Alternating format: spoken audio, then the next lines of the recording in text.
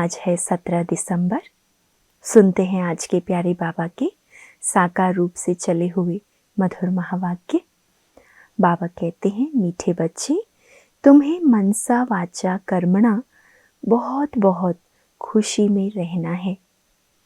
तुम्हें मनसा वाचा कर्मणा बहुत बहुत खुशी में रहना है। सबको खुश करना है, किसी को भी दुख नहीं देना है। खुद भी सदा खुशी में रहना है, औरों को भी खुश करना है, किसी को भी दुख नहीं देना है। आज का प्रश्न है, डबल अहिंसक बनने वाले बच्चों को कौन सा ध्यान रखना है? उत्तर, बाबा ने 2-3 मुख्य बातें बताई है। पहला, ध्यान रखना है कि ऐसी कोई वाचा मुख से ना निकले जिससे किसी को भी दुख हो, क्योंकि वाचा से दुख देना भी हिंसा है। ध्यान रखना है कि ऐसी कोई वाचा मुख से ना निकले जिससे किसी को भी दुख हो। बाबा कहते वाचा से दुख देना भी हिंसा है। हम देवता बनने वाले हैं, इसीलिए चलन बहुत रॉयल हो, खान पान न बहुत ऊंचा न बहुत नीचा हो। गीत है निर्बल से लड़ाई बलवान की, ये कहानी है दिए और तूफान की। ओम शांति। मीठे मीठे सिकिलधे बच्चों को बाप रोज रोज पहले समझाते हैं कि अपने को आत्मा समझ बैठो और बाप को याद करो। कहते हैं ना, अटेंशन प्लीज। तो बाप कहते हैं, एक तो अटेंशन दो बाप की तरफ। बाबा भी क्या अटेंशन दिला रहे? मेरी तरफ याद रखो, ध्यान रखो। बाप कितना मीठा है, उनको कहा जाता है प्यार का सागर, ज्ञान का सागर। तो तुमको भी प्यारा बनना चाहिए। मनसा वाचा कर्मणा, हर बात में तुमको खुशी रहनी चाहिए। कोई को भी दुख नहीं देना है। बाप भी किसी को दुखी नहीं करते हैं, बाप आए ही हैं सुखी बनाने। तुमको भी कोई प्रकार का किसी को दुख नहीं देना है। बाबा का फरमान क्या है? किसी को भी कोई भी प्रकार का दुख नहीं देना है। कोई भी ऐसा कर्म नहीं करना चाहिए, मनसा में भी नहीं आना चाहिए, परंतु ये अवस्था पिछाड़ी में होगी। कुछ न कुछ कर्मेंद्रियों से भूल होती है। अपने को आत्मा समझेंगे, दूसरे को भी आत्मा भाई देखेंगे, तो फिर किसी को दुख नहीं देंगे। ये जो भूलें होती है, तो बाबा कहते ये कब सुधरेगी? खुद को भी आत्मा समझना, औरों को भी आत्मा भाई के रूप में देखना, तो फिर किसी को दुख नहीं देंगे। शरीर ही नहीं देखेंगे तो दुख कैसे देंगे? इसमें गुप्त मेहनत है, ये सारा बुद्धि का काम है। अभी तुम पारस बुद्धि बन रहे हो। तुम जब पारस बुद्धि थे तो तुमने बहुत सुख देखे। तुम ही सुखधाम के मालिक थे ना। ये है दुखधाम। ये तो बहुत सिंपल है। वह शांति धाम है हमारा स्वीट होम। फिर वहां से पार्ट बजाने आए हैं और दुख का पार्ट बहुत समय बजाया है। अब सुखधाम में चलना है, इसीलिए एक दो को भाई भाई समझना है। आत्मा आत्मा को दुख नहीं दे सकती। अपने को आत्मा समझ आत्मा से बात कर रहे हैं। आत्मा ही तख्त पर विराजमान है। आत्माभिमानी बनने के लिए बाबा कहते कितना अभ्यास करना चाहिए, क्योंकि आत्मा समझेंगे तो किसी को भी हम दुख नहीं देंगे। आत्मा तख्त पर विराजमान है। ये भी शिव बाबा का रथ है ना। बच्चियां कहती है, हम शिव बाबा के रथ को श्रृंगारते हैं, शिव बाबा के रथ को खिलाते हैं, तो शिव बाबा ही याद रहता है। वो है ही कल्याणकारी बाप। कहते हैं, मैं 5 तत्वों का भी कल्याण करता हूँ। वहाँ कोई भी चीज़ कभी तकलीफ नहीं देती है। यहाँ तो कभी तूफान, कभी ठंडी, कभी क्या होता रहता है। वहाँ सतयुग में तो सदैव बाहरी मौसम रहता है। दुख का नाम नहीं, वो है ही हेवन। बाप आए हैं तुमको हेवन का मालिक बनाने। ऊंचते ऊंच भगवान है, ऊंचते ऊंच बाप, ऊंचते ऊंच सुप्रीम टीचर भी है, तो जरूर ऊंचते ऊंच ही बनाएंगे ना। तुम ये लक्ष्मी नारायण थे ना, ये सब बातें भूल गए हो। इसीलिए बाबा को आकर फिर से हमें स्मृति दिलानी होती है। ये बाप ही बैठ समझाते हैं। ऋषियों मुनियों आदि से पूछते थे, आप रचयिता और रचना को जानते हो? तो नेति नेति कह देते थे। जबकि उनके पास ही ज्ञान नहीं था, तो फिर परंपरा कैसे चल सकता है? बाबा कहते हैं, ये ज्ञान मैं अभी ही देता हूँ। तुम्हारी सद्गति हो गई तो फिर ज्ञान की दरकार नहीं है। दुर्गति होती ही नहीं है। सतयुग को कहा जाता है सद्गति, यहाँ है दुर्गति। परंतु ये भी किसी को पता नहीं कि हम दुर्गति में हैं दुर्गति में, लेकिन इस बात से अनजान है कि ये समय अभी दुर्गति का है। बाप के लिए गाया जाता है, लिबरेटर, गाइड, खिवैया, विषय सागर से सबकी नैया पार करते हैं, उसको कहते हैं क्षीर सागर। विष्णु को क्षीर सागर में दिखाते हैं। ये सब है भक्ति मार्ग का गायन। बड़ा बड़ा तालाब है जिसमें विष्णु का बड़ा चित्र दिखाते हैं। बाप समझाते हैं, तुमने ही सारे विश्व पर राज्य किया है, अनेक बार हार खाई है और जीत पाई है। बाप कहते हैं, काम महाशत्रु है, उन पर जीत पाने से तुम जगत जीत बनेंगे। तो खुशी से बनना चाहिए ना। भल गृहस्थ व्यवहार में, प्रवृत्ति मार्ग में रहो, परंतु कमल फूल समान पवित्र रहो। अभी तुम कांटों से फूल बन रहे हो। समझ में आता है, ये है फॉरेस्ट ऑफ थ्रॉन्स, अर्थात कांटों का जंगल। एक दो को कितना तंग करते हैं, मार देते हैं। बाप मीठे मीठे बच्चों को कहते हैं, तुम सब की अब वानप्रस्थ अवस्था है। छोटे बड़े सबकी वानप्रस्थ अवस्था है।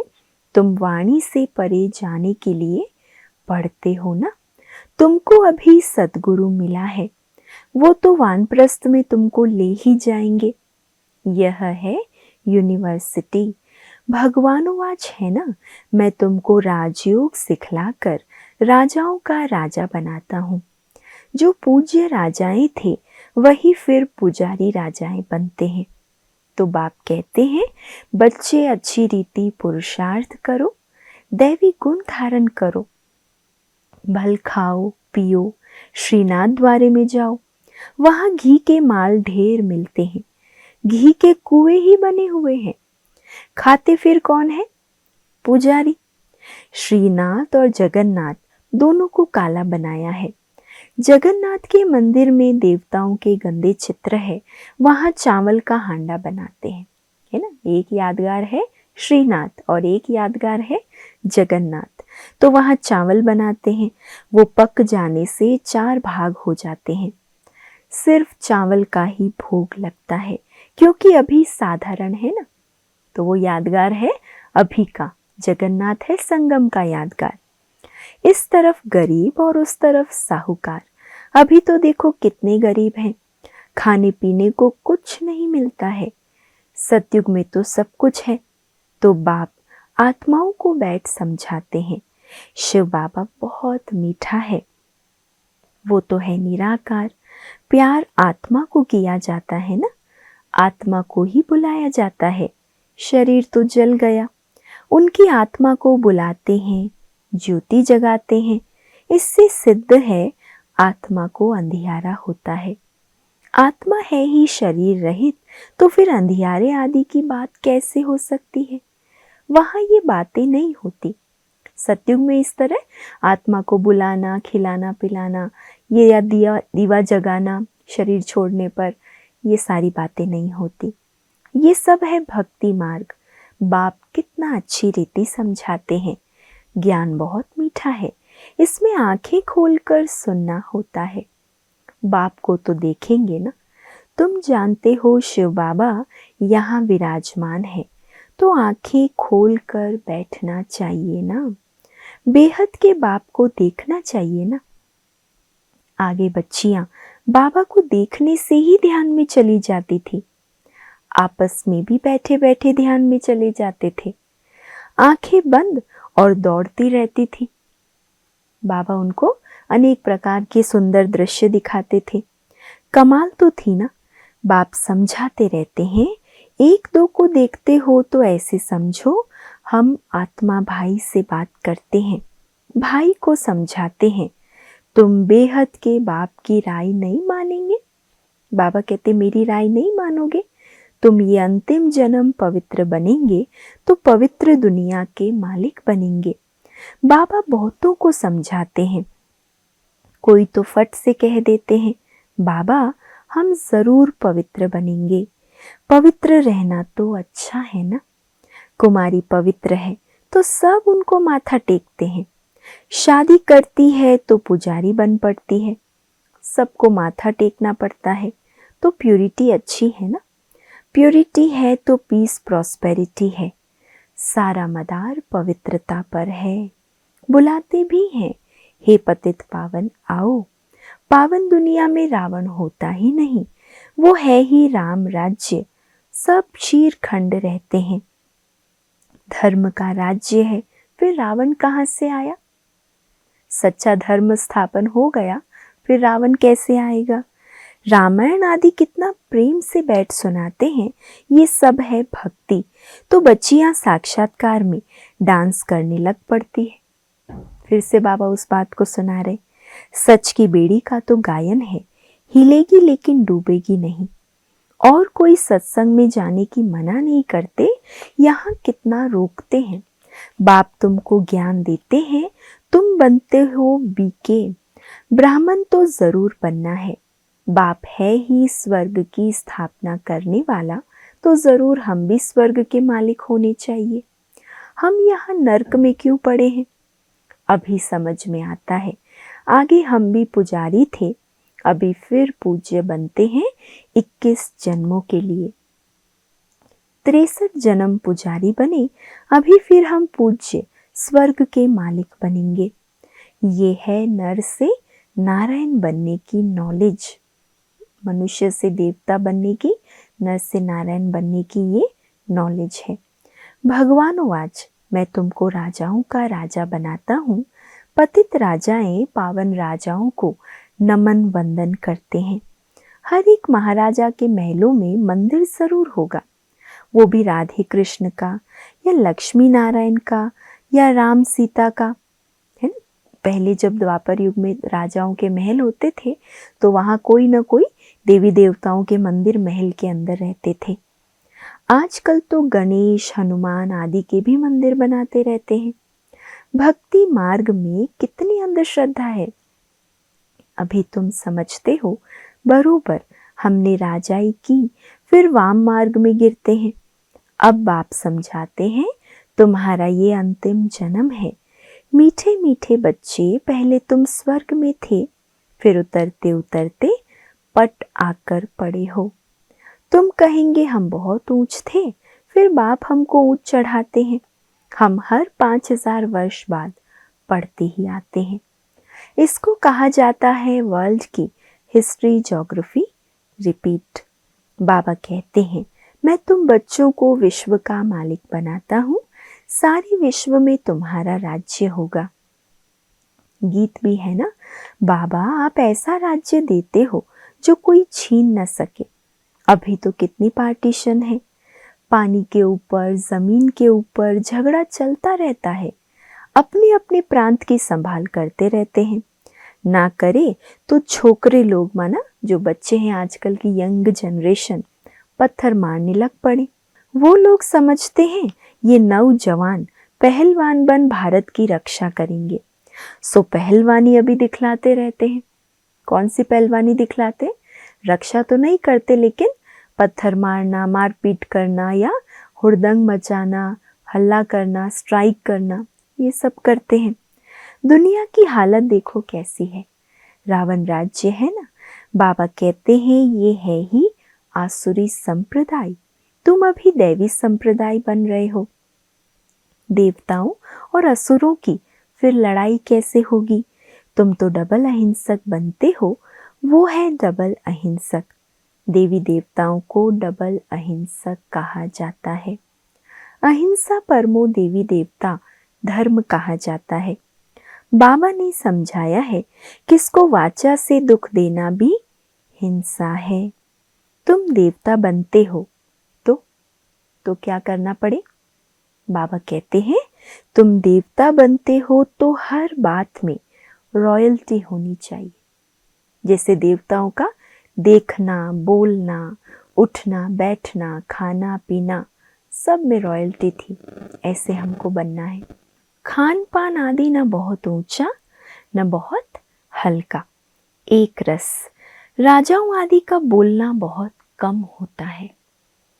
कितना कम बोलते हैं और कितने रॉयल्टी से बोलते हैं, है ना। अनरॉयल कोई भी चलन या साधारण चाल चलन बोल चाल उनका नहीं होता है। तो हम तो राजाओं से भी ऊंच वर्तमान में ईश्वरीय संतान है और भविष्य में दैवी संतान बनने वाले हैं। तो हमारे शब्द भी कैसे हो, हमारी चलन कैसी हो, उस पर हमें कितना ध्यान देना है। प्रजा का भी राजा में बहुत प्यार रहता है। यहाँ तो देखो क्या लगा पड़ा है, कितने आंदोलन है। बाप कहते हैं जब ऐसी हालत हो जाती है तब मैं आकर विश्व में शांति करता हूँ। गवर्नमेंट चाहती है सब मिलकर एक हो जाएं। भल सब ब्रदर्स तो हैं, परंतु ये तो खेल है ना।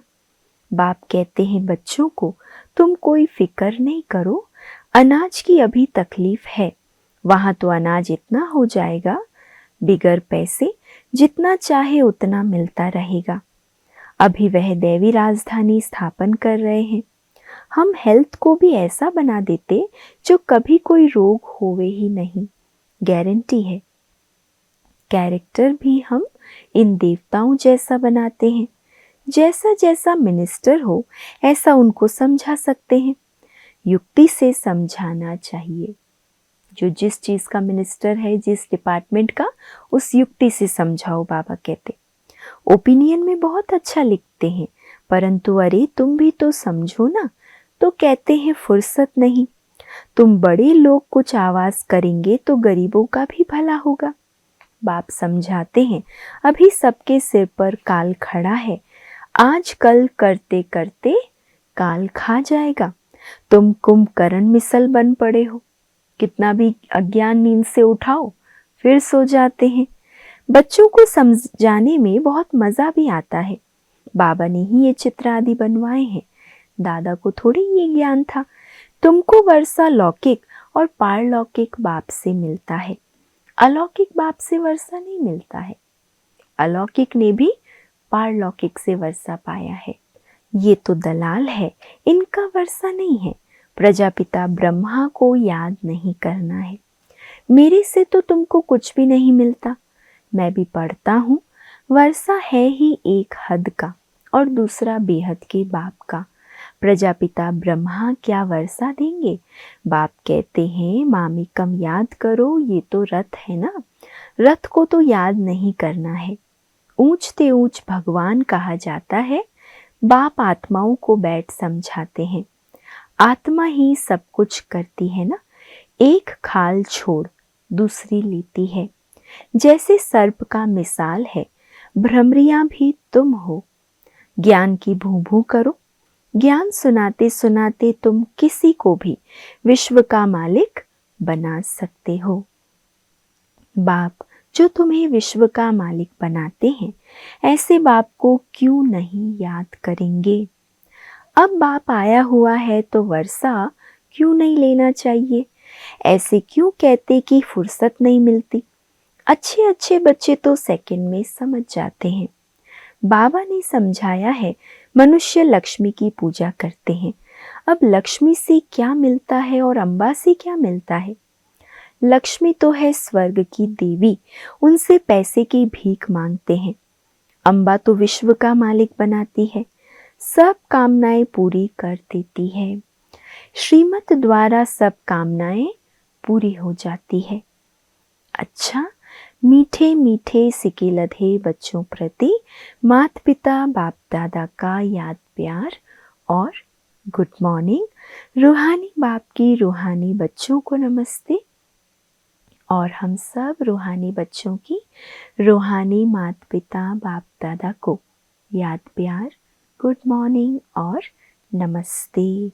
धारणा के लिए आज का मुख्य सार है, पहला, इन कर्मेंद्रियों से कोई भूल ना हो, इसके लिए मैं आत्मा हूँ, ये स्मृति पक्की करनी है। शरीर को नहीं देखना है, एक बाप की तरफ अटेंशन देना है। दूसरा, अभी वानप्रस्थ अवस्था है, इसीलिए वाणी से परे जाने का पुरुषार्थ करना है। पवित्र जरूर बनना है, बुद्धि में रहे सच की नैया हिलेगी, डूबेगी नहीं, इसलिए विघ्नों से घबराना नहीं है। आज का वरदान, ड्रामा की नॉलेज से अचल स्थिति बनाने वाले प्रकृति व माया जीत भव। ड्रामा की नॉलेज से अचल स्थिति बनाने वाले प्रकृति व माया जीत भव।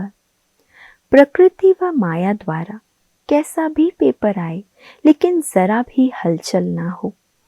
ये क्या, ये क्यों, ये क्वेश्चन भी उठा, जरा भी कोई समस्या वार करने वाली बन गई तो फेल हो जाएंगे। अगर ये प्रश्न संकल्प रूप में भी उठा तो फेल।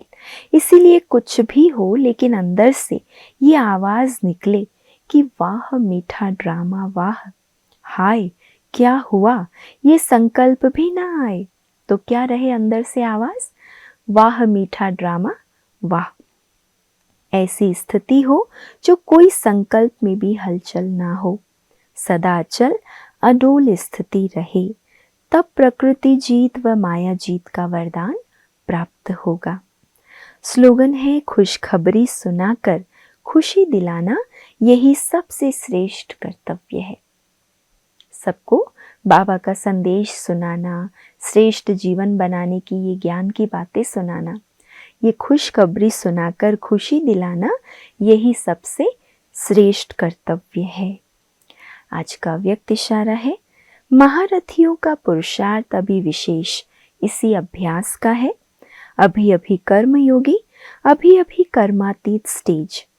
पुरानी दुनिया में, पुराने अंतिम शरीर में किसी भी प्रकार की व्याधि अपनी श्रेष्ठ स्थिति को हलचल में ना लाए।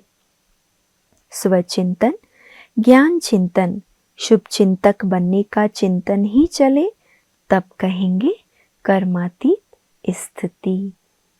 अच्छा, ओम शांति।